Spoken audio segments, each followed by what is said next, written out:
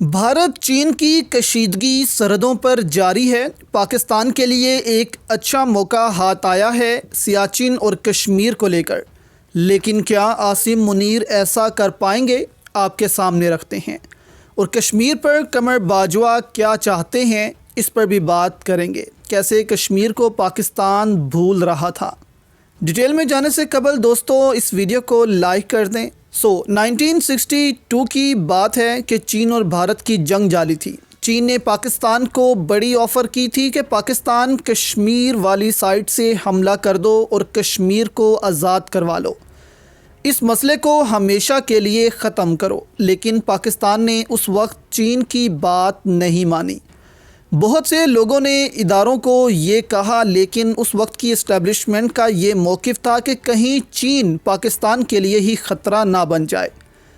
لیکن آہستہ آہستہ پھر چین اور پاکستان بہت ہی اچھے دوست بن گئے، اور اب پاکستان پچھتاتا ہے کہ کاش اس موقع کو پاکستان نے اویل کیا ہوتا تو آج کشمیر پاکستان کا حصہ ہوتا۔ خیر، اب ایک بار پھر سے پاکستان کے پاس یہ موقع ہے۔ چین اور بھارت کی اروناچل پردیش میں جھڑپیں شروع ہو چکی ہیں، اور یہ جھڑپیں آنے والے دنوں میں لداخ میں بھی ہو سکتی ہیں۔ دیکھیں، یہاں سیاچن کی بات کرتے ہیں کہ بھارت کا سیاچن کو لے کر کیا پلان ہے، پھر آپ کے سامنے کشمیر کو لے کر باجوہ ڈاکٹرائن بھی آپ کے سامنے رکھتے ہیں کہ کیسے کشمیر کا سودا کیا جا رہا تھا اس وقت۔ سن کر آپ بھی حیران ہوں گے۔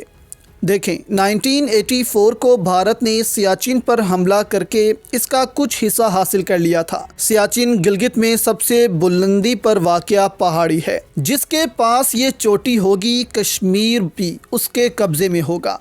اب بھارت کی خواہش تھی کہ اس پوری چوٹی پر اس کا قبضہ ہو، لیکن پاکستان نے ایسا ہونے نہیں دیا، نہیں تو بھارت اس چوٹی کی مدد سے گلگت تک کو حاصل کر سکتا تھا اور پاکستان اور چین کا زمینی راستہ ہمیشہ کے لیے بند کر سکتا تھا۔ اور بھارت کو بھی یہ ڈر تھا کہ اگر سیاچن پاکستان کے پاس ہی رہا تو پاکستان اس کی مدد سے کبھی بھی بھارت سے کشمیر حاصل کر لے گا۔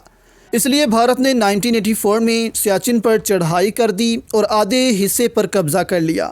تو سیاچن کی امپورٹنس آپ کو سمجھ آ گئی ہوگی کہ یہ چوٹی اس وقت دونوں ممالک کے لیے کتنی اہم ہے، اور اب یہ چین کے لیے بھی اہم ہو چکی ہے سی پیک کو لے کر۔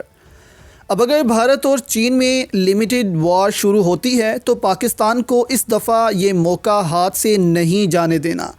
چاہے کشمیر نہیں تو پاکستان سیاچن پر تو قبضہ کر لے، کیونکہ اگر ایک دفعہ پاکستان بھارتی فورسز کو وہاں سے بھگانے میں کامیاب ہو گیا تو اس کے بعد بھارت کے لیے بہت مشکل ہو جائے گا اس پر قبضہ کرنا۔ اس کے بعد پاکستان وہاں پر ایسی سیکیورٹی رکھے کہ بھارت اوپر آ ہی نہ پائے۔ اب اگر صرف اتنا پاکستان نے کر لیا تو اس کے بعد کشمیر کو حاصل کرنا پاکستان کے لیے ایزی ہو جائے گا۔ پاکستان اتنی بلندی سے کشمیر کے ہائی ویز کو بلاک کر دے گا تاکہ بھارت سے کشمیر میں مدد نہ آ سکے، اور اس طرح پاکستان کشمیر کو بھی حاصل کر سکتا ہے۔ لیکن اس سے پہلے سیاچن کو حاصل کرنا بہت ضروری ہے۔ اس کے بنا پاکستان کو بہت مشکل ہوگی کہ وہ اپنا کشمیر مشن پورا کرے۔ اسی لیے تو بھارت نے 1984 میں سیاچن پر قبضہ کیا، کیونکہ بھارت کو معلوم تھا کہ اگر یہ پہاڑی پاکستان کے پاس ہی رہی تو پاکستان کبھی بھی اس پہاڑی کی مدد سے کشمیر کو حاصل کر سکتا ہے۔ اب یہاں سوال یہ پیدا ہوتا ہے کہ کیا عاصم منیر اس چانس کو مس تو نہیں کر دیں گے؟ اس سے پہلے آپ کے لیے یہ جاننا اہم ہوگا کہ قمر باجوہ کشمیر سے متعلق کیا چاہتے تھے۔ عادل راجہ کا کہنا ہے کہ قمر باجوہ چاہتے تھے کہ LOC ختم کر دی جائے اور اس کو انٹرنیشنل بارڈر قرار دے دیا جائے۔ انہوں نے کہا کہ کرتارپور کے وقت بھی باجوہ صاحب نے ایسے ہی خیالات کا اظہار کیا تھا کہ LOC کو اب انٹرنیشنل بارڈر قرار دے دیا جائے، یعنی کہ جو آپ کے قبضے میں ہے وہ آپ کا، جو ہمارے قبضے میں ہے وہ ہمارا۔ آپ دوستو امیجن کریں کہ عمران خان اس کے لیے تیار نہیں تھے۔ عمران خان کو کہا جاتا تھا کہ بھارت کے ساتھ تعلقات ٹھیک کر لو، تجارت کرو، لیکن عمران خان کا واضح موقف تھا کہ جب تک بھارت کشمیر سے آرٹیکل 370 کو بحال نہیں کرتا اس وقت تک بھارت سے بات چیت نہیں ہوگی۔ پھر کیا تھا؟ عمران خان کو ہٹایا گیا، شہباز شریف کو لایا گیا۔ ان کے منہ سے ابھی تک بھارت کے خلاف ایک لفظ نہیں نکلا۔ अभी तक वो बस चाहते हैं कि किसी तरह भारत के साथ ताल्लुकात ठीक हों, जैसे कि अमेरिका चाहता है। और आदिल राजा का ये भी कहना था कि बाजवा बाकियात अभी भी इदारे में मौजूद हैं, इसलिए उनके होते हुए जनरल आसिम मुनीर का इमेज भी ख़राब हो रहा है और वो सिर्फ़ अपने मुफादात के लिए मुल्क को नुकसान पहुंचा रहे हैं।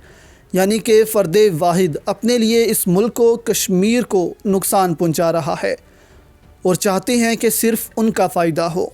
अब अगर ऐसा मौका आता है तो आसिम मुनीर को यहाँ स्टैंड भारी लेना होगा, क्योंकि बाजवा बाकियात इनको ऐसा करने से रोकेंगे। देखें, पाकिस्तान और भारत के दरमियान जो मसले हैं, इनके दो तरीके हैं हल करने के। एक तो मिल बैठकर इस मसले को हल कर लिया जाए, जो कि बहुत मुश्किल लगता है। कुछ लोग वहाँ से तो कुछ यहाँ से इसकी मुखालफत करेंगे ही। या फिर इस मसले को इस तरीके से हल कर लिया जाए कि एक जंग हो, क्योंकि जब तक ये मसला हल नहीं होता तब तक पाकिस्तान में इस खित्ते में तरक्की नहीं आ सकती।